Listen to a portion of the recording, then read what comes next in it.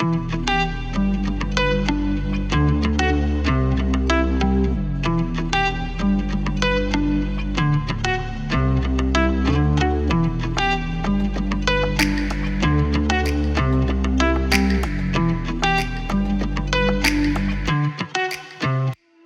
well, welcome to this HappyCast. It is just me, Stephanie, by myself today, because Dylan is probably still in Manhattan. Andrew backed out last minute. He pulled his signature move, but he found an awesome co-host to join me, Rachel Moore, who we have had on before. She's done awesome things. And then I have been dying to get Andrea Moore on for a while, even though we've had you on a few times. I've been dying to get you on so that we could talk about, you've done so much. How many 200s? We can't even say 200 pluses have you done at this point? This year, since April, we've just finished number 6 at Divide 200 last week. So, Just this and then year, all just in 2000 together, this will be our 12th 200 since our first cookie in 2023. Oh my word. That's what's so crazy about it is when you start tallying up how many we've done total. Okay, so we've had you on a few times, but I've picked 3 major things to talk about, but then we are welcome to talk about all the good stuff. Okay, so first of all, we're calling it MonsterDona because you did Arizona Monster and then Cocodona. I want to know what made you sign up for that combination because you still had all the other stuff in the wings. And then tell us a little bit about the name, the MonsterDona. Yeah, there's this crazy guy named Andy that thought it would be a great idea. Monster 300 here in Arizona with the inaugural year. And it's like, what if we did that? And then 3 weeks later, we ran Cocodona. And so I saw that somewhere on the interwebs or the socials. And I was like, hey, if he could do that, I could do that. So let's give it a go. And I guess there was quite a few people that thought it was a great idea. And so, we just say yes and we figure it out later. I think, what was there, a total of 11 people that completed it or attempted it? The numbers were low. Um, I don't recall how many people attempted it, but I want to say, yeah, you're right. Like 11 or 13 actually finished. I know that there were 3 women that finished both Monster 300 and then Coke. That is crazy. But you've always been one of the women that have inspired other women. Like when you go do stuff, I'm like, okay, she's brave enough to do it. I can be brave enough to do it. Yeah. Which is so important to have people that you can like look up to that are like, okay, we can go do the hard things. Yeah. I want to know what the recovery was like between those. Like, how mind fucked were you? How much was your body between those 2 races? I first want to like just agree with what you're saying, but you're saying like I'm inspiring other women to do this, but it's really just a reflection of yourself because Stephanie, you have inspired me for a long time. You are so fast, girl, and you are just like, let's just do it. And there's a lot of other ultra runners. I need to list so many, especially from our Texas Trail family that started this whole party. It's all your fault, Stephanie. It's all your fault. I remember Rocky Raccoon, my first ultra. That's where I met you and Dylan. And I remember like it was yesterday. So we just all, lift, inspire each other. That's why this ultra community is so special. It's super cool. So recovery in Monster and Cocodona, I think, physically, it was just a lot of sleep and a lot of food. But I do recall going to Cocodona at the expo, and I saw Wes play, and we looked at each other, and we're like, "Dude, like, how are you?" And we're like, I think just mentally and emotionally, we were still, like, in a brain fog of, like, we were still kinda gone, but, like, physically, we were kind of, like, ready to go. But that recovery, yeah, just a lot of sleep and a lot of food. Oh, I love it. Um, what about running? Did you run a little bit or a lot of bit between the 2 or A little bit. Mike McKnight is my coach, and our favorite saying is motion is lotion. So the best out the cobwebs and the kinks is to keep it rolling. So, nothing hard or heavy, but whether it was weighted vest walk, or just some light running. So yeah, we were still running in between, but just kind of moderate light. um, I know I finished my race Sunday, flew back Sunday night, got to bed maybe 3 a.m., got like 4 hours of sleep. Yesterday, I had off work, so I just laid around all day, and I was kinda sore this morning, but as soon as, like, I got moving, it's like, "Oh, yeah." Like, that's the problem. The problem is laying around after a race is, you know, more painful on your body than just, like, walking down my dog down the 3 flights of stairs because I live in an apartment now. So it's like, um, I love that. Motion is lotion because it's so true. Like, the more you move around, active recovery. Okay, and then the big race that we wanna hear about is Summit 200, but before we get there, can we go into the what happened at Oregon 200? If you'll tell us, how far you got, the conditions, like, everything that happened, will you tell us that story? Working in 200, beautiful. I felt like a character in the Fern Gully. Same thing the Fern Gully is like. It was very lush. It was very green. It was also wet, and that made your footing and the trails very technical because you were on rocks that had moss and water. But there were waterfalls everywhere. We could filter water anywhere on that course, just about. Wow. And it was cold water, and it was a stunning course. Um, but yeah, we were going back up to Lake Timpanogos, and once you get back to Lake Timpanogos, you have one, last major climb, and, that's the loop. It's like the lake is like glass. I mean, it was the most clear, incredible, beautiful lake. Coming around the boulders and, kinda making our way back to that aid station. So, on my watch, I had mile 151, and when we came into the aid station, I went straight to the porta potty, and when I came out of the porta potty, Jackie's just looking at me.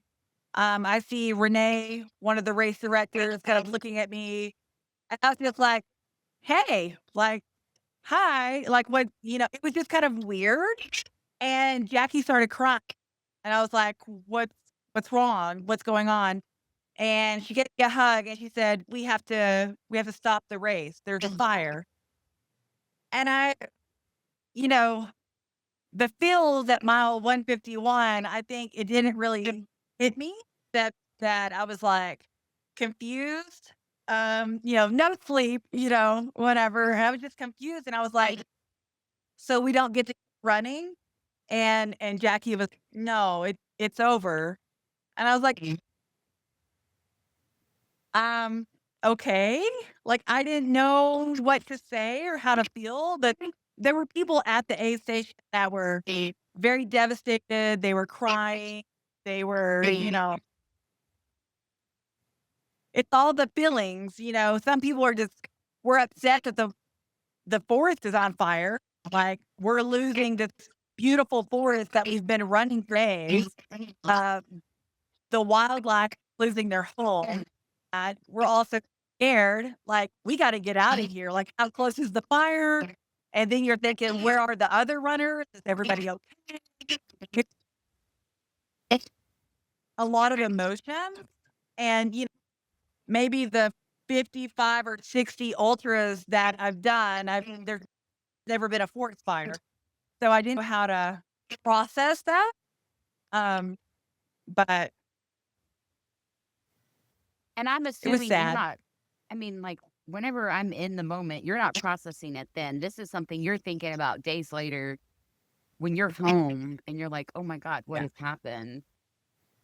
Before we logged Oh, on, yeah. you were saying how, we're not grateful. We don't think about, like, what we do. Will you go into that? Yeah, I think sometimes that we as runners, we literally have the easiest job. We just run picnic to picnic, A station to A station with our friends, taking the pictures, like, this is amazing. But everything behind the scenes that has to happen to make that event take place is incredible. And so it's not all that often that, some sort of, you know, forest fires, bear attacks, all the things that can happen on the trails. We just think, oh, that one's no big deal. And it's and so I think that we just have to be really, really mindful when we get to show up to a race, when we get to participate in a race, and when we get to finish a race, because that's not always guaranteed. Um, because it's the wilderness, it's Mother Nature, and Mother Nature, and just don't get enough, like, credit. Not only did they build this course, but they have the entire burden, responsibility of every single runner out, making sure that we're safe and that we get to take all the pictures and have all fun and go to all the picnics. So I I say we don't take it for granted, but I think a lot of times we do. We're focused on goals. Uh, we're focused on finishing. Like, it's such a privilege to even be out there. After that one South Carolina race that got canceled at, like, mile 86, like, the RD, like, packed up and went home, I will never be like, "Oh, we're in the 80s, we're safe." We are never safe. You never know when they can, No. like, shut that down and, like, pull it down. But I could not imagine, I had 1 day invested. It was a 100 miler. But to be in, like, a 200 miler, you have so much more, like, in the plate. But you're coming from a perspective where I've run a 200 before. This is not gonna be my last one. I bet it's harder for people that was their first time that they plan to run a 200. Um it's just a tough pill to swallow, like, Yeah. it is I absolutely absolutely. life, yeah. Yeah. I actually Yeah. had a friend that I out there sorry. Go ahead. go Oh, I have a friend from Midland. It was gonna be his first 200, and so he had been training for it. He actually had asked me to pace him, but, with school and stuff, I couldn't make it out there. But when I saw that, yeah, it just broke my heart. I can't even imagine, and for everybody, and yeah. Yeah, at the race briefing, Todd and Renee, they're race directors, go beyond racing. They have lots of races out in Oregon area. And Renee, I mean, she's so passionate, as most race directors are. She was crying at the race briefing, just so excited to share the course with everybody. And just she was so passionate about it. And so I know, as hard as it was for the runners, I'm sure it's so devastating for the race directors. They have put in the time, the resources, I mean, just everything that it takes to put on a race, and then to not have it go completely to fruition. It's gotta be really hard for Todd and Renee. But, you're right. During the race briefing, they asked, how many people is this like, is this your first 200? The field. The field, it was their first 200, which is like, I mean, Stephanie, it's like if it's somebody's first 100, you're just so excited for them. Like, you're going to have the time of your life. It's going to be amazing. And so for them to come in to an aid station that's that close to the finish, and I saw so many of them that were just heartbroken. Like, they've been through some tough stuff, and all the major climbing was behind us. We are like 45 miles to the house. Like, it's a done deal. And yeah, there were just people really crying and upset. It was hard. It was hard to see that. But that's trail running in the wild. I mean, it's yeah.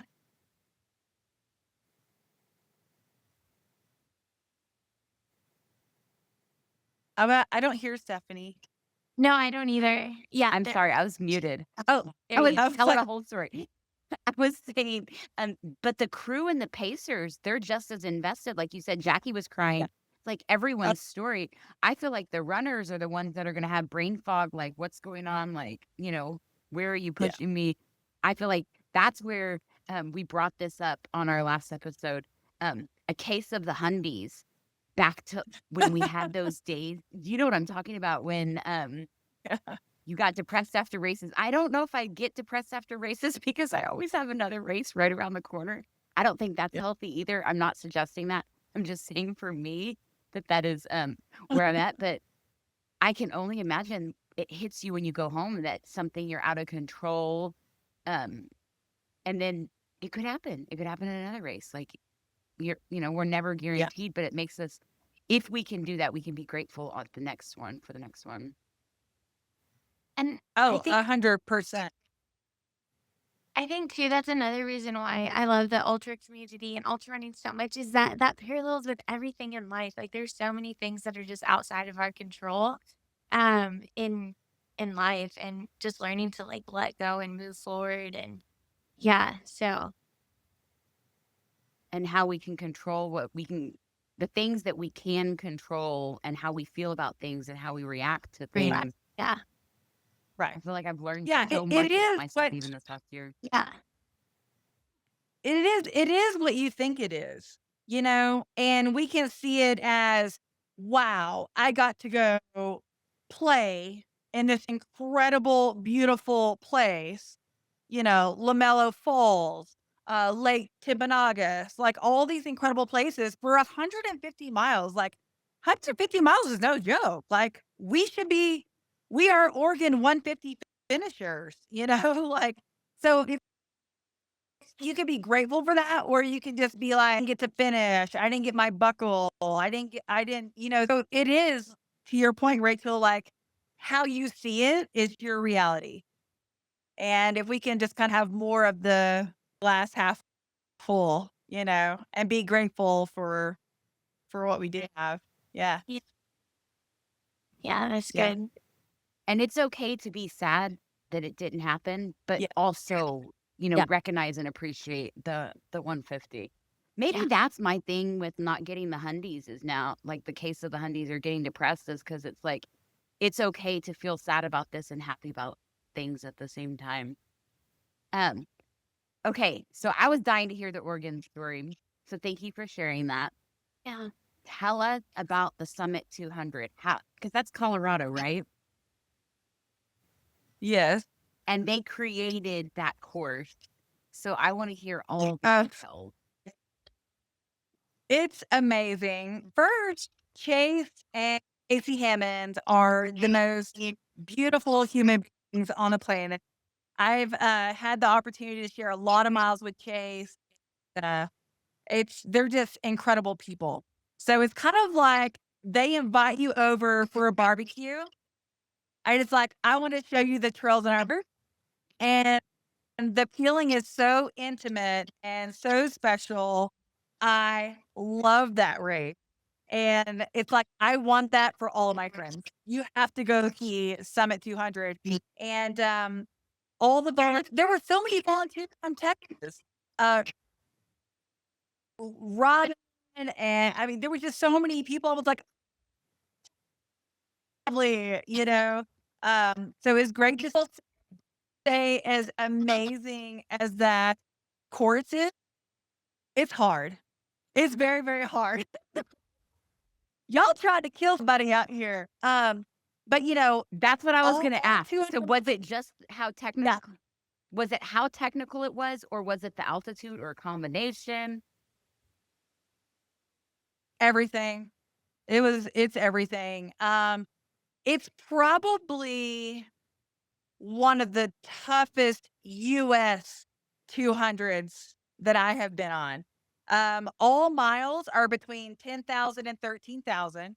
So you are up there the entire time. Like there's no coming down. We had friends that got, is it called HAPE or something like that? But yeah, high altitude pulmonary edema. So your lungs start having and so there's issues going up. But so it's not just altitude, but the climbs are being 60% great, if not more. The person in front of you is really on top of you, like steep. Um, it compared to what's the Fort Worth Samson? Sarah? The washout? So it's like that, but straight up and down. So I mean, it's super steep. It is climb on climb on climb on climb. And I'm just like, can we go down? But once you start going down, it's rocks on rocks on rocks on rocks. It's very raw. It's very rugged, but it is beautiful. It is absolutely stunning. Um, it's just a beautiful course, but it's definitely a black diamond course, graduate level. Do they have any kind of qualifier for that race?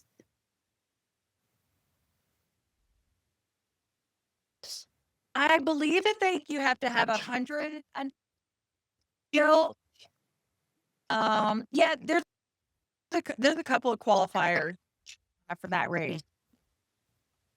Yeah. Okay, so this is just a side trail for just a second. I want y'all's opinion because Andrew and I were talking about this when he was pacing me this past weekend. What is y'all's opinions on races having qualifiers? Like some of the tougher races that say you need a qualifier to be able to do this. Do you think that that's a good thing? What are your thoughts? Who wants to go first? I'll let Rachel? Andrea go. I won't be. Yeah, Um, Rachel, go first. I don't. It's hard to. I think I can see the reason why. Because as a race director, I think you would want to make sure everyone's safety is number one. And so, coming in with a qualifying race, you at least can have that confidence and like, okay, they've done this, they're familiar, they know what they're getting themselves into somewhat. So I can see the reason behind it. But then also I can see why some people might think that is unfair. Um, I don't know. I don't know. I'm kind of like in between about it. Yeah.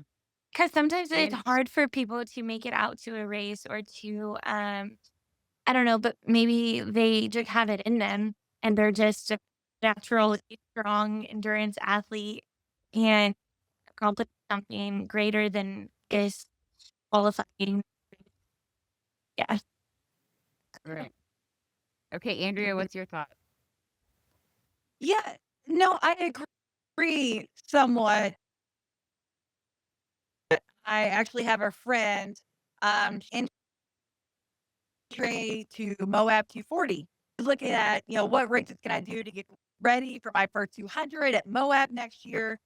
And some of the races that she wants to do, which are like high altitude mountain races, she hasn't ran 100 before. So she doesn't qualify to run that 100. However, she climbs tons of mountains in Colorado. She is an Ironman. She's very well she'll match Moab, no problem. But that could be like an anomaly. I think for the most part, what you said, Rachel, it is definitely about safety first. And race directors are very well aware, like, okay, there's a parts of this court that are black diamond, as I call it. It could be dangerous, and we want to make sure they have this type of experience. You know, running in the mountains is not like running in, uh, lower altitude. There's all sorts of things that can happen. You need to be prepared for weather. You need to be prepared for wildlife. And so, experience, I could see where race directors would want to kind of, potential situations from happening. So, kind of like the qualifiers just for safety's sake. So that's where I'm at. I'm like, I could see a qualifier because I feel like a lot of people jump into things before they're ready. Like, so it's like, okay, a qualifier, gives the safety. Like I've seen races where race directors will put a little section in there saying, are you aware this is a really hard race? You should, be trained in this level and all that. But then on the flip side, there are people that can go out there and just do shit. Like, do you know what I mean? So I don't want to say that you have to like do hard stuff. Like you have to run your first altitude race somewhere. You know what I mean? Yeah. And I feel like the whole altitude thing, it's like you don't know how you're going to react until you get out there. And then it's like you've got to start somewhere. So I don't know. I just think it's interesting. Some races have qualifiers. And honestly, of the races that have qualifiers, they're not crazy hard qualifiers. Do you know what I mean? Like Summit 200 is a hard 200 and they're saying, hey, you need to run 800. You know what I mean? Like their qualifiers usually aren't that extreme. But it's just interesting because there's races, that require certain steps and then others that don't care. It's just up to the race director. Well, we have people that you might find out on a course that don't have qualifiers, but they are smashing course, because they're through hikers. They have other experiences. And, a lot of people have a lot of experiences, but they don't race. So I haven't raced a 100-miler, but I've done a through hike on Appalachian Trail or, I mean, yeah. So the core thing is definitely kind of, I don't know, wonky. It's like Amy Jacobs who did Dinosaur Valley as her first 100 and she took like the overall course record of male and female. You know what I mean? Like it's like don't tell someone they have to have a qualifier if she could just, which they don't have a qualifier at Dino Valley, but I'm just saying like she showed up and she's like, I'm coming for the overall record, and we're like, who are you? And she just like knocked it out of the park. It's always cool to see stuff like that. Okay, so tell us about the highs and lows of Summit. Did the altitude get to you at all? Did you have enough exposure for your climbing in Arizona? The altitude wasn't a significant challenge. It was the climbs are long, the climbs are the climb even somewhat treacherous.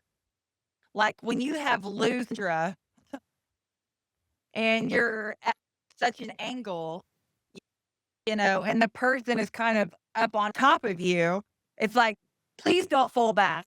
Like, please don't, because we will fall off the mountain. So it was scary in a couple of, and it was also kind of some of those climbs, it didn't go real quick, and if you lost momentum, you would kind of do this little stagger backwards, and it's like, whoa, whoa, like you need to hug the mountain. I mean, you're almost kind of bear crawling. It's that steep. And I mean, there's courses out there, but that grade at a time, trails like that, loose, rock, straight up and down. And we would do, it's like, okay, I see it's about to round out. We're about the round out, guys. It's round out. And you would get up there and you would look and you're like, holy fuck. Okay, we have one more, guys. We have one more. And like doing this, it's gonna round out. It's gonna round out. And then you get up there and you're like,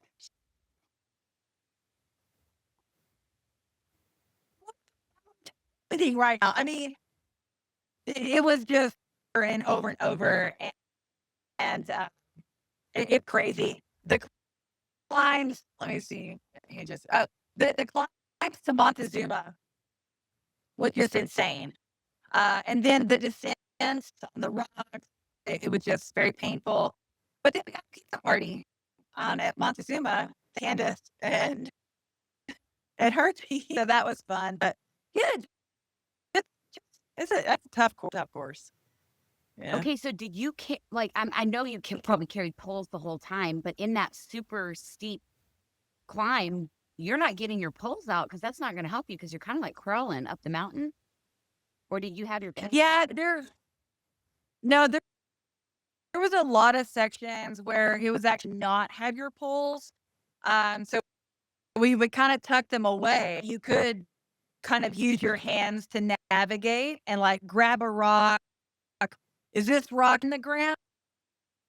Is that a good rock? Is that a loose?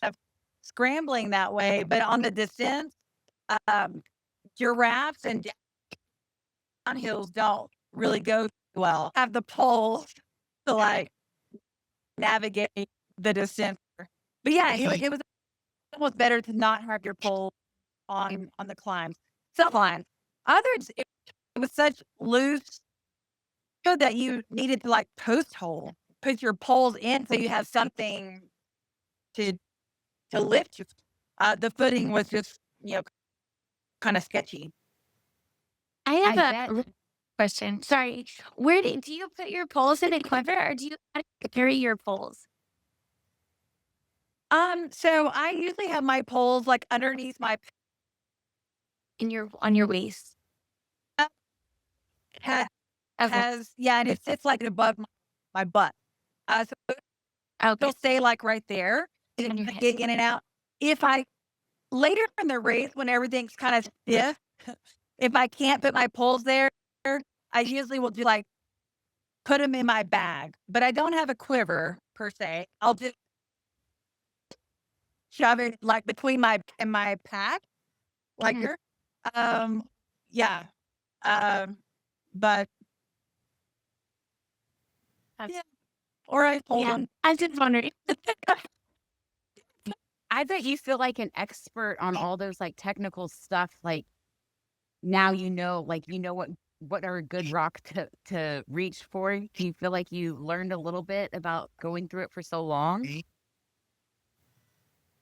I I do feel like Summit taught me a lot. It taught me one that I think I am, and I'm a lot more Hell capable yes. than I think I. But no, I mean, from Texas, I'm like, I don't know if I could do it. Like the Cocodona climbs are one thing. Tahoe climbs, Bigfoot climbs, that's one thing.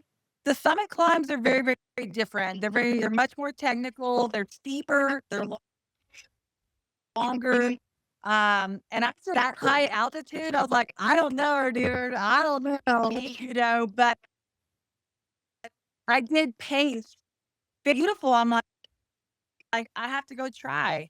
But my takeaway was like, you know what? You can do this. Is it going to be hard? Yes. Is it going to hurt? Are you going to have trouble breathing? Yes. No, but it's one step in front of the other. And at times we can put races on a pedestal and we can think, oh, that race is for other people.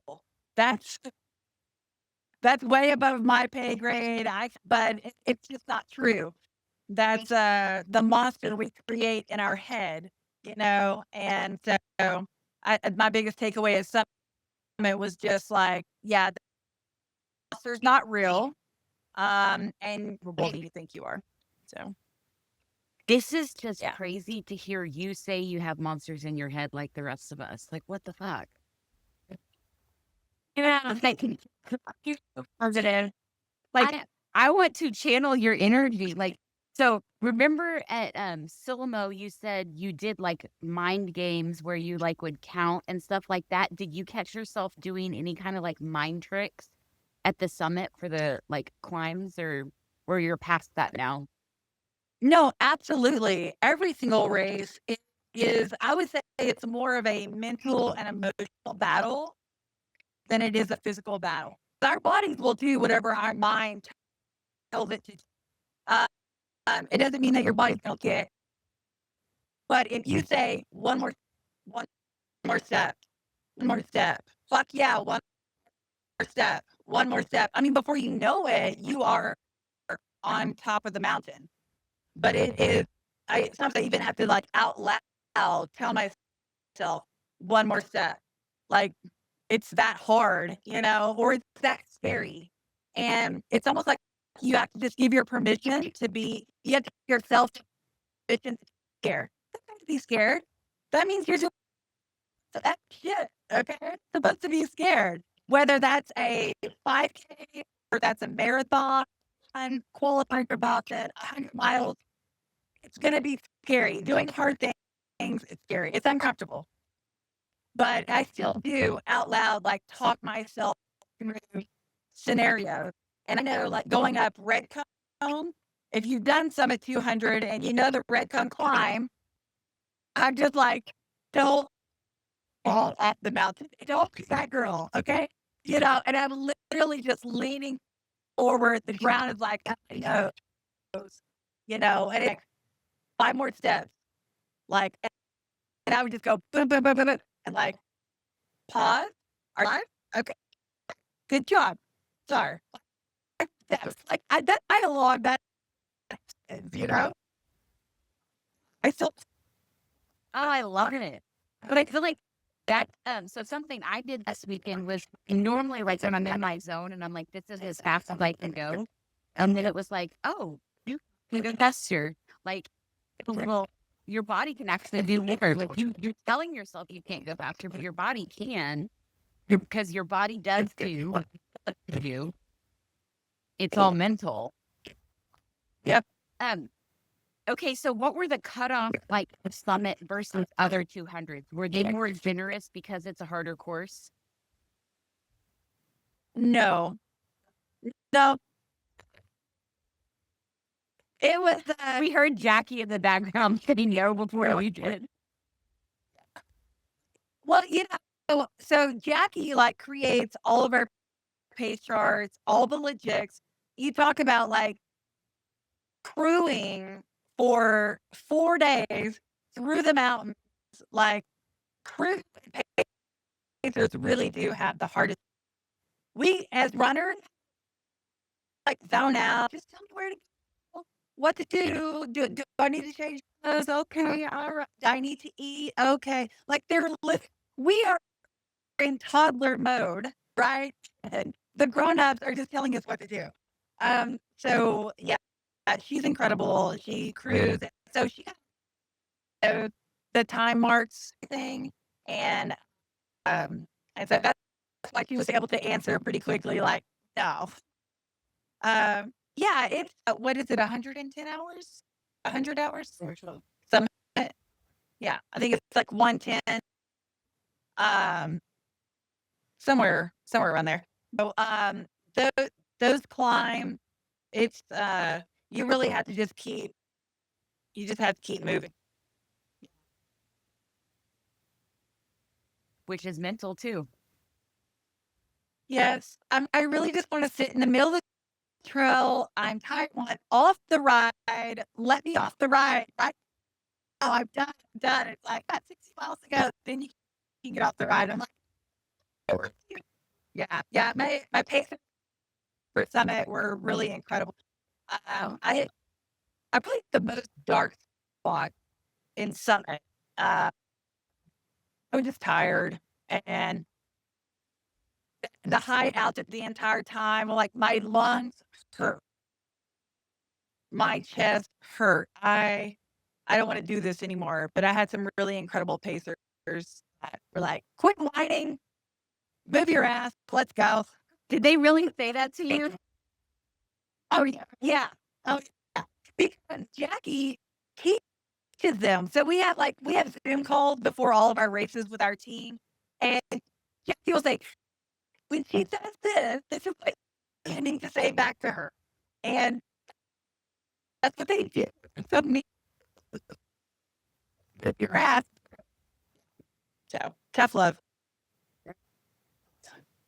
Okay, so I want to ask what's next, but your ultra sign up code, there's a lot next. Like you have a lot. What are you looking to like for most of the things you've signed up for? The things that we've signed up for. Uh, Of the things you've signed up for, what are you looking forward to the most? well, I try not to look too far ahead, just as if you were in a race. Between the poles, head down and just grind. So our next race is Mammoth. We leave in the morning, and that's 7. And I'm excited. West is a later problem, and I see that. You also have 200s on here that I've never even heard of. The Machete Moritos. I'm not saying it right. The what the fuck Dark Sky 220 in Pennsylvania.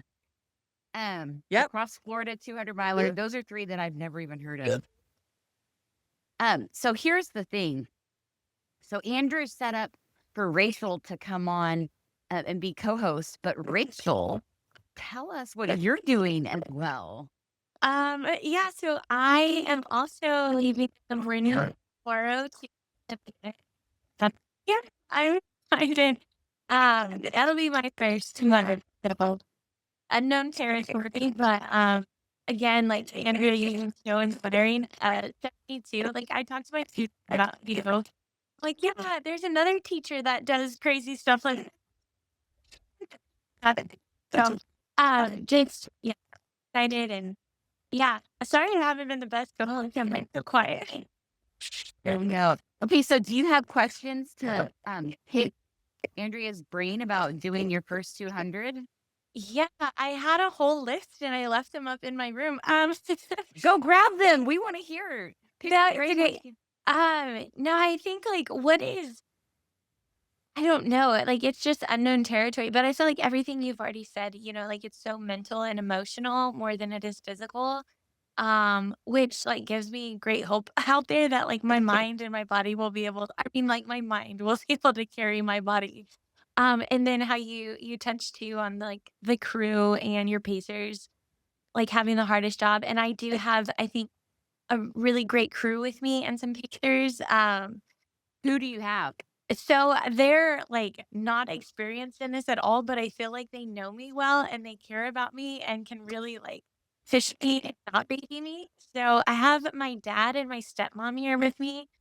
And my older sister, she's flying in from Austin to crew me. She crewed me at my first 100 miler. So I know like she kind of knows what to expect, I think, when I'm like going through it. And then for pacers, I have Alyssa McClellan and Melissa Mead. She's up in Washington, and she actually was telling me that the Green Church area and all this part of Mammoth, she used to run with her collegiate like cross country team or something. So really excited to have her out there. And I mean, both of them are really strong runners. And I might have a few other pacers. I'm not sure yet, but yeah, so having them with me, I think is giving me some confidence. But, yeah, I don't know, do you have any advice? What would be your biggest, like, takeaway from or your number one piece of advice for someone first 200? First, I want to know what drove you to like why did you sign up for Mammoth 200? I had been wanting to do a 200. I had looked at all the destination trails. I had looked at, um, all of them, and then this one just with my schedule seemed to fall where I could maybe work it out, and I thought I wasn't gonna be coaching this year. It turns out I am. So my girls actually had a game tonight, and I had another coach kinda cover for me, and so, I mean, had always wanted to do 200 just to see what we're capable of. I like you, we're so much stronger than we think, and we're capable of so much more and do these things that scare you. Because yeah, this is kind of like again just something unknown to me, but I'm excited to see what these 200 are about. At least this one. Yeah, Cool. and Super, seeing super you cool. do all the you've done. Yeah, I think also being about with Andrew and when he did Cocodona 250. After that, I was like, man, I want to do a 250 or 200 plus and see what that's like. So Yeah. just yeah, yeah. Well, I think hold on to like why are you doing this? Well, because you want to go with school and you want to check it out and you want to see like moving forward in curiosity here.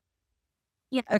Okay. So when you think that and you're like feeling kind of broken and scared, like, look, I can't make the next section. Instead, be curious, like, I want to see what the next section looks like. I want to see what the sunrise looks like. Like, I'm curious what that looks like on top. I'm curious what, June Mountain looks like. I'm curious, like, so stay curious and be sure adventure is on the forefront. And I always say, like, more fun than run, you're golden. Yes. And That yeah. more fun than run. Day one, no running. No running on day one. Okay. That's no matter how good you feel, no running. You can jog, you can try, you can power hike, but running on day one because nobody cares who's running the first 100 miles. It only matters who's running the last 50 miles. Yeah. Right. So walk early, walk often, calories every 30 minutes. And it starts for guys to start down. And then one thing.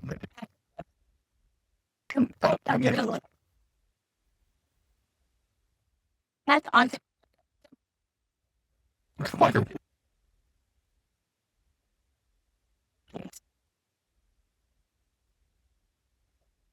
I don't know what that noise is. Do y'all I hear was like, that? did y'all hear that? I do. Okay. Maybe y'all can like meet up so that maybe Jackie can meet her crew. Who do you have, Andrea, out there for Mammoth? What was that? I said, who do you have out there coming out there for Mammoth? We don't have any pacers. So we are training for Tour de Gens, which doesn't allow. So Oh we my do God, more. that's the badass one. Oh my We're gonna gosh. try, girl. We're gonna try. So I have no doubt that you can do it without pacers. You can. I just like it. It's so nice. Oh. There's like animals that want to eat you and stuff. I don't like it. Yeah. So we just did Divide with no pacers, and so Mammoth will be with no pacers. Yeah. Um, Oh my yeah. God. I mean, it's good. So It's good for you, but at the same time, it's like I feel you. It's scary. it's hard, but just learning that you have to get over that fear, of again, like you can do this. Now, I would not do my first 200. Like, I mean, we've done what 11 or 12, and we're just now getting to where okay, let's take the pacifier and learn how to navigate trails through the elf and things like that. But it's much more with pacers. It's so much more of I prefer to have pacers. But yeah, so definitely meet up, Rachel, and I can share Jackie's number with your people if they have any sort of about. I can also share like our pace. If our pace chart is helpful. We can share that with you. Thank you. Just a couple of time for you, Rachel. Yep, but I need 200. More than 200. It's a little bit of fight for room. Crew Yeah. ever do one more. Yes. Wait. Taste good. I'll tell them. Taste it. Harder. With the runner. We're going to go clone. You know, it's all very different challenge. And your crew needs to be on with just patience. Okay. You know, Thank you. help them. Yeah, if they need to, I'll be the family whole putting them there. And you know, I will be there. So no worries. But do just thing. And yeah. That's all I Yes. Well, I do have to be the best and most patient person. No, I'm just kidding. But just getting Andrea to all the things that y'all have accomplished together has been so amazing and so inspiring. So thank you, Jackie, so much. I will tell them. Thank you.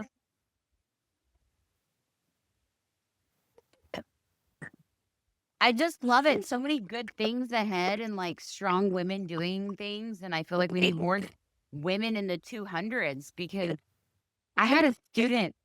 Okay. Today I had a female student and she's like, I'm not feeling good, but my parents won't let me stay home. And she said, but my twin brother, if he's sick, they let him stay home. And then I started talking about how it's biological that men have less pain tolerance than women.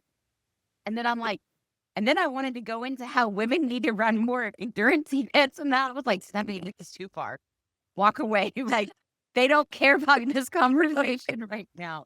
But it's like, we need more women because our bodies are capable of taking so much more like pain and endurance. And we've done the mental work, just like to be able to do a 200 without pacers or like my last 100, the last 27 miles, I had no pacer and it wasn't the end of the world. Do I prefer to have a pacer? Yes, I do. I would much rather have a pacer, but it is hard.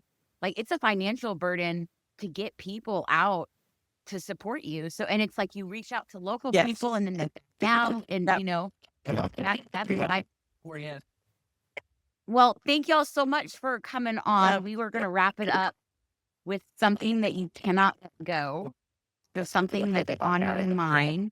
So, Andrea, what's something that it doesn't have to be running related?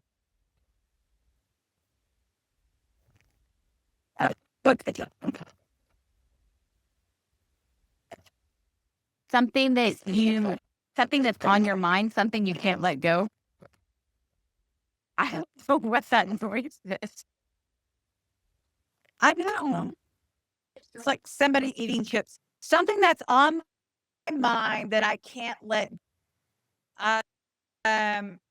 It is that Mammoth 200, Michigan 200, Dark Sky 220 happen. What it takes, it's gonna happen. Oh my goodness. Yeah, it's gonna happen. Okay, Rachel, what's your can't let it go? Huh? She just got dropped. Where is she? I wonder if she can hop back on. I wonder if that noise was from her. Rachel, come back. Okay, what I know Rachel, back to us. We need to Is Rachel on Instagram? Can I connect with her on Instagram? absolutely. I'll share her info. Okay. It's under I'm gonna write myself a note. I will for sure share. She's a badass woman. And she's kind of hard to pull. She's one of my favorite people. Okay, so this is her 200. Like, exciting. Yes. That's so I cool. want to say she's done like a last person standing event where she's done more than 100. So she's experienced the more than a full day. But she doesn't Yeah. count that as 100. And I'm like, I'm sorry. I don't care what last person is standing. You count that as a fucking 100 because it's 100 in sub 24 hours. You know what I mean? That counts. Oh, yeah. Yeah. Oh. Yeah. Yeah. Yeah. What Okay, so you're my up to, like, number 22. I states. see that on her post, like 22 states? Yeah, Girl. I know. What? And it's not that I You cool. this is my dog right here.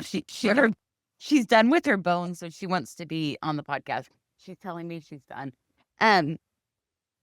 Yeah, and it's like going in, it's not the struggling with will I finish, it's the logistics of like traveling to the Northeast by myself or you know, am I gonna run hard? Am I able to run hard or am I gonna like fall apart? Or when I fall apart, am I able to dig myself out of that hole? Like all the mental games, like, just the normal stuff that keeps us like feeling stronger. And any problem I thought I had, go run 100 miles.